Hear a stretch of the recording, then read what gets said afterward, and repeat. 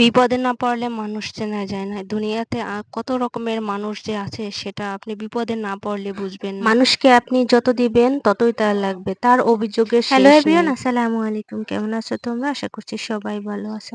আজকে তোমাদের সাথে আমি শেয়ার করছি আমার আজকের দুপুরের রেসিপিটা। তো এর সাথে সাথে তোমাদের সাথে আমার ছোটবেলা থেকে আমি একটু সহজ সরল মানে একটু ভদ্র স্বভাবের। আর আমার বাড়িতে আমি একাই বড় হয়েছি।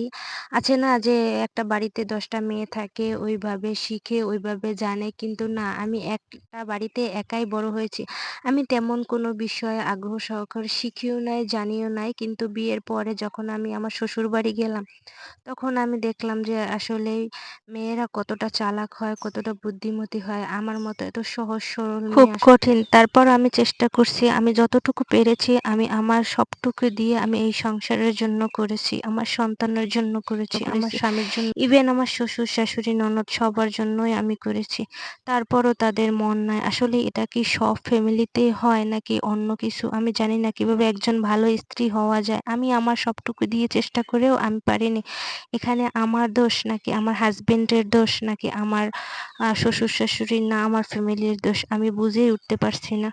আচ্ছা, একটা স্ত্রীর মানসিক শান্তি হচ্ছে তার হাসব্যান্ড, আর তার হাসব্যান্ড যদি সারাক্ষণ বউয়ের দোষ ত্রুটি ধরে বসে থাকে তাহলে কিভাবে সেখানে শান্তি পায়? যাই হোক, অনেক কথা বলে ফেলছি। আমি আমার বাবার বাড়িতে চলে আসছি কিছুদিন ধরে। তো এখানে আমি আমার বিয়ের আগে একটা মেহেদি গাছ লাগিয়েছিলাম। ওই গাছটা দেখতেই পাচ্ছ বনলতায় একদম ভরপুর হয়ে গেছে। একদম গাছটা প্রায় অচল হয়ে পড়ছে। তাই আমি আর আমার মেয়ে এসে এটা পরিষ্কার করে নিলাম। এখন হচ্ছে আমাদের বাড়ির ভিতরে একটা বাগানে কিছু ফল হয়েছে, ওইটা তোমাদের সাথে শেয়ার করলাম। এই যে দেখতে পাচ্ছ এগুলো হচ্ছে মালটা গাছ, আর এই মালটা গাছে কি সুন্দর মালটা হয়েছে, আর এক একটা প্রায় ২৫০-র উপরে হয়েছে, কিন্তু আমার ভিডিওতে সুন্দর করে দেখা যাচ্ছে না, তার জন্য ছোট ছোট লাগছে। এছাড়া আমার এই যে পাশে হচ্ছে আম গাছ আছে, আর সেইখানে অনেক বড় বড় একটা আম হয়েছে। আর কিছুদিন পরে এই আমগুলো পেকে যাবে, তখন হচ্ছে আমি গেল বছর যখন আমি আমার বাবার বাড়িতে আসছিলাম তখন আমি একটা চাচি বাড়ি থেকে এই কচু গাছগুলো নিয়ে আসছিলাম। এগুলো প্রচন্ড স্বাদ হয়। এগুলা এই কচু গাছগুলো দেখতে পাচ্ছ, এগুলাই আমি নিয়ে আসছিলাম। আর এবছর দেখো কত বড় বড় একটা গাছ হয়ে গেছে।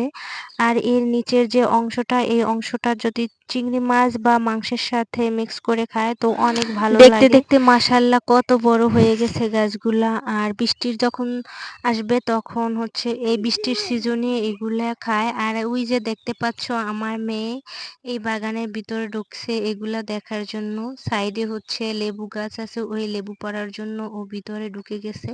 আর আমি যেহেতু ভিডিও করি তার জন্য ও একটু ভিডিওর ভিতরে ঢুকে গেছে যে ওকেও ভিডিওর উপরে তো উঠাই। আজকে এই পর্যন্তই। ভালো থাকো, সুস্থ থাকো, আর আমার সোনামনির জন্য সবাই দোয়া করবা। আল্লাহ হাফেজ।